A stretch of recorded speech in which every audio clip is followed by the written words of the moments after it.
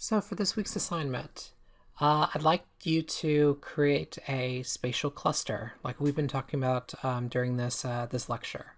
So this is definitely uh, this is starting to get pretty challenging here. There's probably a lot of detail that needs to go into this, or a lot of consideration.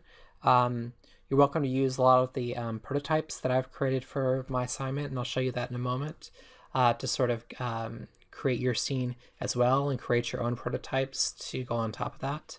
But let's go ahead and get into it where sort of I started on this assignment. I basically started with one of my examples of sort of the oriented to path sort of almost like city sort of structure here. I really liked the arrangement here of some of the buildings, and so I've used sort of this as kind of an example before of like a sort of a dominant pattern of sort of a grid with a sort of the subordinate patterns here of a secondary grid and the sort of pathway in here, so things are oriented to the path. I decided, especially if I'm going to focus on kind of a spatial cluster kind of in this middle area, because this whole thing is kind of pretty big for a single spatial cluster. So I just kind of want to focus on this middle sort of area right here. In order to give it just a little bit more of focus, I decided to sort of adjust it, probably open this area up a little bit more, and instead of just having this be oriented to a path, they're having some sort of large prominent structure like a church or something like that here to sort of set off this this sort of square and this spatial cluster right here. So I kind of spread things out. So I'm sort of imagining this as a old western town that sort of fits very much with sort of like our cowboy. And so last lecture, last week, we used an example from the game Desperados, and actually I want to continue that because I found some more art that I found really helpful. So essentially I'm going to focus on kind of just creating a spatial cluster right around this sort of area, kind of this plaza right around this church, and kind of I'm imagining some sort of like marketplace or something like that. So here is the art from Desperados that I found that I want to use for this, which is a little bit more of kind of a town structure. I was in particular drawn to this one here on the left, which has this cool little, it's kind of a fortified town in amongst some sort of like mountain sort of formation. They've got like a wall out here that and some towers and stuff like that. So maybe it's more of a military town, or maybe it's just they have to deal with bandits and things like that. One thing I really like about this particular one is that it has a very strong sort of focal point. I imagine as you come in these gates, you see this sort of cylindrical tower. Towers are often used as sort of landmarks and sort of focal point for scenes, because they are just able to be seen from so many different spots. You can really like orient yourself and stuff. So essentially, I'm really liking this. I also found this one here on the right, which just kind of gives more sort of ideas for detail on some of these sort of building structure, although as you can see, like the buildings are kind of different. But let's go ahead and look at my scene. So I'm not going to be actually modeling the scene out. It took me a few hours, I think, to create this scene, and I didn't record it as I went, but I want to talk about sort of the finished product. So let's see, we'll head over here. So let's see. So as you can see, kind of what I did was recreated the sort of structure. Let's see if I can go back to PowerPoint and head back. So I recreated kind of this this path structure by just actually creating just a bunch of boxes as I went along here, and tried to sort of let's see, create some of those buildings around here. As I did, I kind of like varied the height of them, and then I decided that I was going to focus kind of on this sort of area as my my spatial cluster, so I started to just detail out some of the buildings and the interiors around there.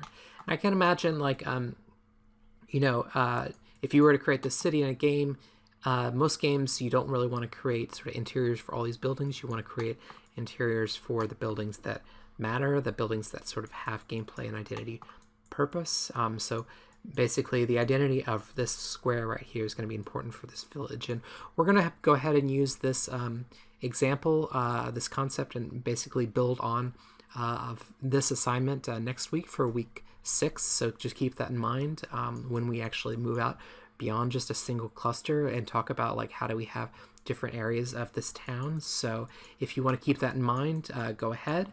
But I'm going to be building on to my assignment next week and building out sort of these areas right here. But right now, sort of, I'm focusing on right here. So I've got this kind of similar, let's see if we head back to, let's see, here we go. So similar to this sort of town right here, I've got this outer wall, and I've got sort of a cylindrical tower that's sort of the focal point, and I'm kind of the grade, the sort of the elevation sort of increasing as it sort of gets towards the tower. And so that's kind of how I sort of imagine here, but I'm going for like a wider sort of town.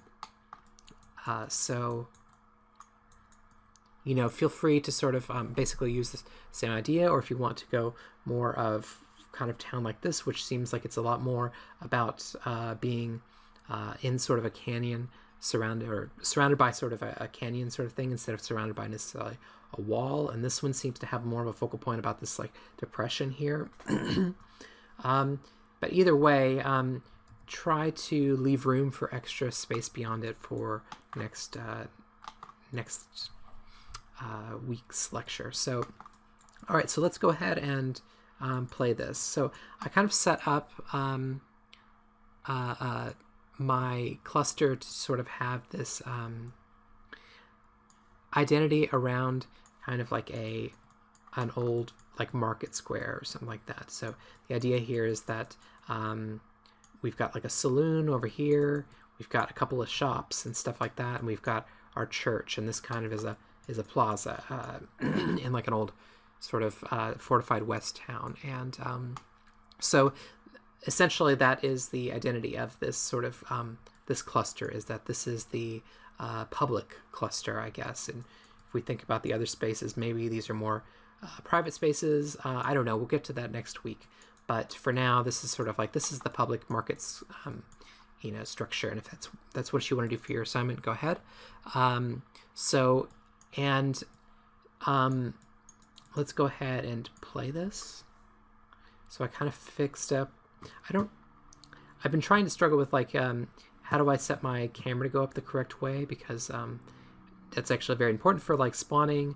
I want to spawn and have my camera sort of facing this direction.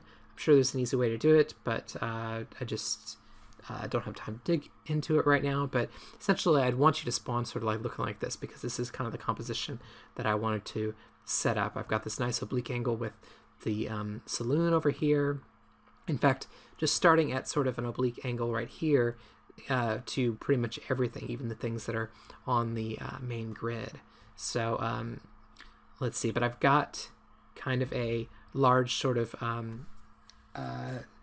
focal point for the space at large, which is kind of this church over here, but also just this focal point of the main sort of space right here is kind of here, right here in the center. And kind of what I've done is, like I was talking about earlier, basically setting off kind of this diagonal with this diagonal to here, creating sort of a cross conversation between those two pieces. And also I've got this path that kind of going through here.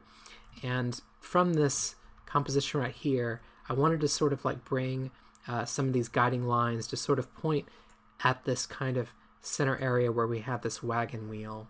So what I thought was cool about just having a wagon wheel out here in the middle is that it's a narrative. Why is a wagon wheel there? It's not attached to a wagon. I've got a wagon over here, so it makes sense when you've got a wagon wheel attached to a wagon. This one's just kind of off in its in the middle, which leads me to ask, like, why did someone place it here? I mean, it's not a profound question or anything like that, but it's just like, it is a question, and it starts me thinking about, like, what is the story of this space? And as I'm drawn into the space, I'm looking at this stuff, I'm drawn to the wagon wheel, and it brings me around to find basically a skeleton here. So someone's died here. This is sort of a ghost town. So essentially, I've sort of built up the gameplay purpose of this space is basically figuring out this mystery, or exploring and finding out sort of what happened here. So the identity is the public marketplace. The gameplay purpose is exploration and mystery. And then circulation, as you can see, like, all these spaces sort of circulate and bring us back out to this sort of main space, which everything is sort of, gathered around. We already talked about entry points. So entry point being sort of this area right here, and kind of setting up our initial composition. The gameplay directive, we sort of were brought to sort of this church, I think, as a first stopping point, but then we also have this tower off in the distance, and I think next week I'm going to probably make that a lot more prominent. And so I'm kind of these buildings are sort of pushing me back and forth to sort of like draw me, almost funnel me into this space. And as I come into this space, I'm also drawn into this building right here. So prime directive, I think, is kind of off in this sort of direction right here. And as the player, I'm going to sort of branch out from here and push into this space, and maybe this space. This space is the least sort of emphasized in this right here.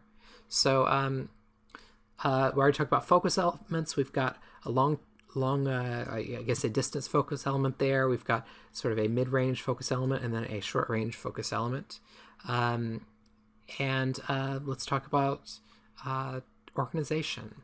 So structural rules, since this is my example that I showed from basically grid and a secondary grid, as well as following sort of a path, objects that are oriented towards a prominent structure. Those are sort of the main structural rules here. And then we've got some hierarchy here. So this whole space right here is sort of our main market space. And then we've got a couple of things that branch off and are belonging to that market space. So since this is sort of a public space, it makes sense to have things like a saloon, like shops. It wouldn't necessarily make sense to have public apartments, basically, I don't know, like a mine shaft, hidden spaces and stuff like that. I mean, for the most part anyway. So let's go into here. It looks like I've got kind of a little shop right here, and I kind of made this shop kind of about barrels and sacks. That's kind of the identity of this shop, and it's not very big, but that's kind of its identity, is that I can't really imagine what they're selling here, maybe grain, that sort of stuff. But that's what sets this particular shop off from the others, aside from just the physical boundaries of it, is that this has identity as the barrel and sack shop.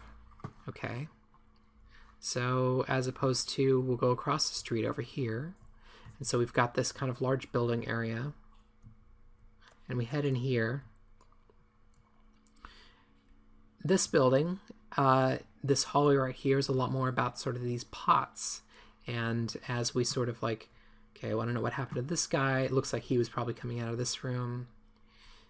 This looks like some sort of showroom for pots and stuff like that.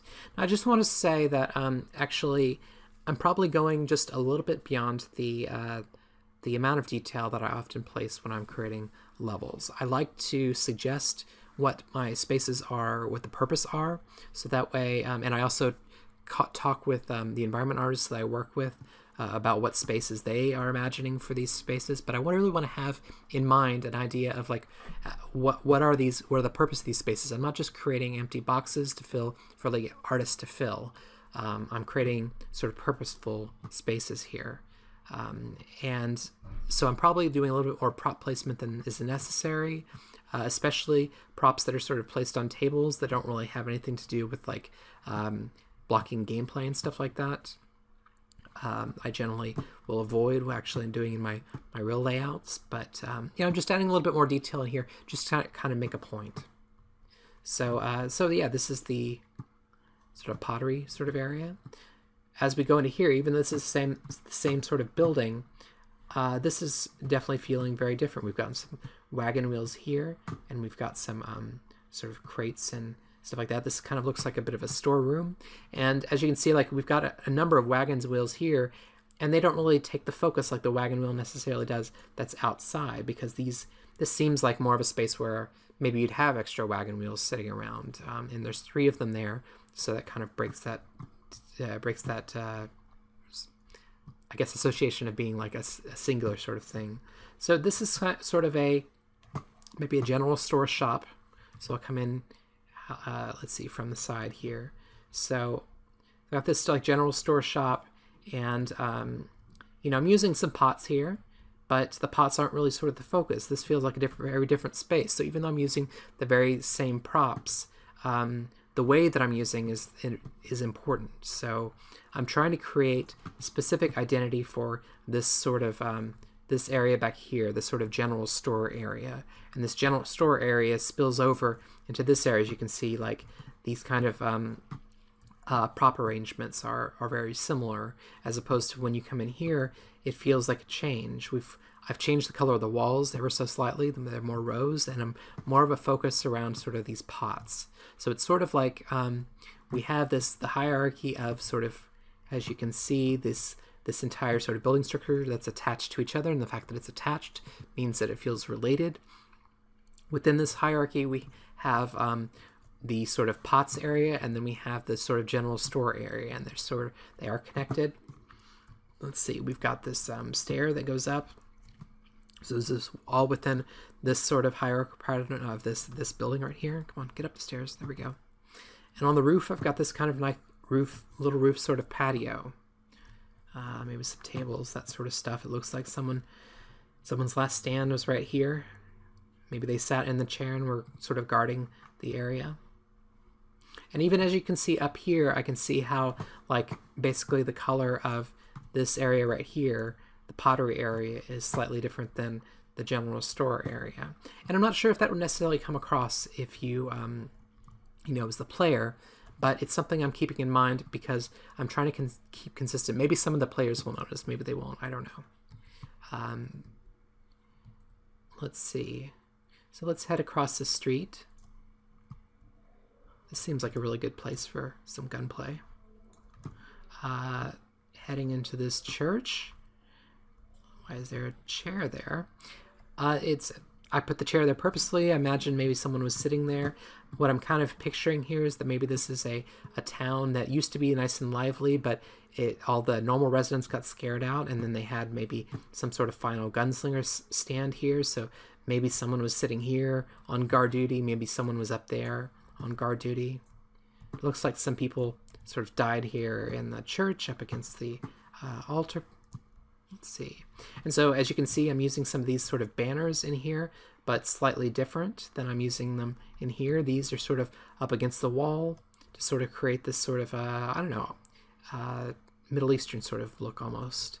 And then I've got some banners here that are sort of out in the middle. And then I sort of use those same banners over here kind of up against the wall, because that's a lot of times how sacred structures will do it. They'll have some sort of like meaningful symbols on here, that sort of stuff.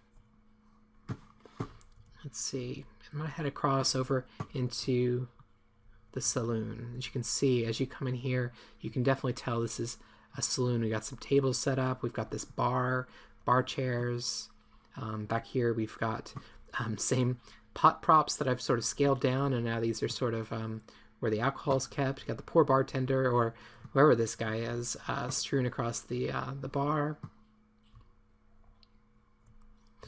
And even within sort of this saloon sort of structure, we sort of feel like there's a little bit of a hierarchy here. So this is probably this bar area right here is kind of the dominant area, since it's kind of like the main area that sort of defines this as a bar, and it also sort of these areas sort of split off of it. This is sort of the most dominant sort of entrance. So you know, if maybe we'd make a nice like saloon sign or something like that. Then here on the left, we have a sort of small subdivided area that you can sort of see I've kind of defined by this almost like partial wall here or something like that. It kind of makes this feel like a little bit of an alcove. Maybe this is where they played cards or something like that. Over here, we're going a little stronger, but like we've got these sort of dividers here. Maybe, you know, had some people eating over here, and then the character really changes as we go into this third divided space right here, where we have kind of these armchairs set up. So maybe this is more of a smoking room sort of thing. Looks like we found a guy here. So that is basically it for what I've got for this assignment. So essentially trying to set up a spatial cluster of spaces, or spatial cluster, with a lot of the rules that sort of I went for during this lecture. So I'm excited to see what you've come up with. Feel free to use, like I said, any of the prototypes that I've provided for this example, and you'll find those all in sort of the CGMA folder in the prototypes folder within the CGMA. So go ahead and use those, and I will talk to you next week. Good luck.